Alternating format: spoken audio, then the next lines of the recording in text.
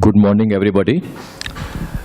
And on behalf of Fortis Scott's Liver Digestive Disease Institute, it's a pleasure to welcome you all, friends, all of you are so close associated with us.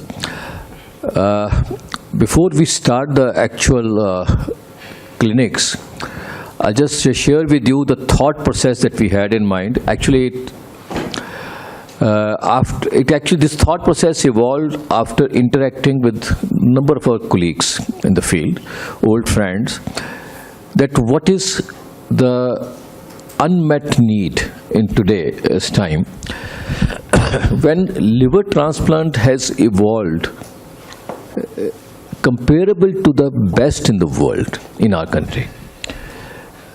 I mean, all of us were trained at a time when we had no transplant.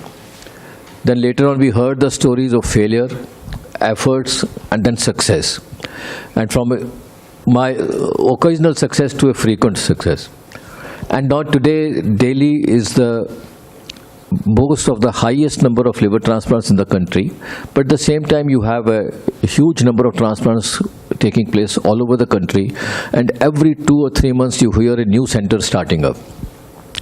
So if that is so, if we are so successful, are there still some gaps in that? Surgeons have done a wonderful job to achieve their technical skills and good outcomes.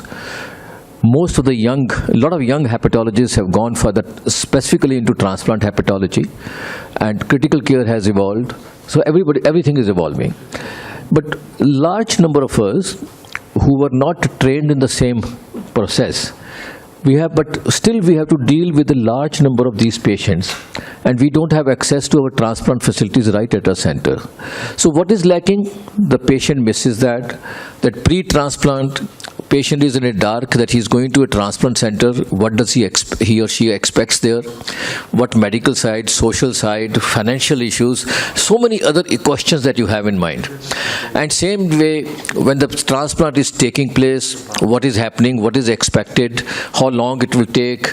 I mean, there are a number of hundreds of issues, what complications to anticipate and how to manage. And then when the patient goes back, quite often we have seen they get stuck to the transplant center, and correspondence is only either by email or phone. And I strongly believe in that quality of care suffers. And the patients, the patient suffers, because for every second, third problem, he has to rush to the transplant center. So we thought we should try to fill these gaps by frequently interacting and talking about selecting the specific issues. And for that, Manav and Vivek created this course to trying to fulfill these questions. And it's more of a very small informal group. Every time we get about 10 to 12 gastroenterologists who are the leaders in their own areas or dealing with patients, and then it's more of an interactive session. And we'll actually welcome you more by suggesting to us how to improve it further, because we thought there's a dire need of it. So that was the whole rationale behind this. And secondly, we like to say that now we will be completing almost 2 years since we started this center, and about 22 months since we started transplants. And glad to share with you that we are completing nearly 70 liver transplants with more than 95% success rate and less than 5% biliary complications, which actually is the major thing. I will give full credit to the technical innovation that he has made, Vivek, and it's a pride for us. That is just to share this. So the program is running. And the third thing that I like to mention, that we have done taken another initiative.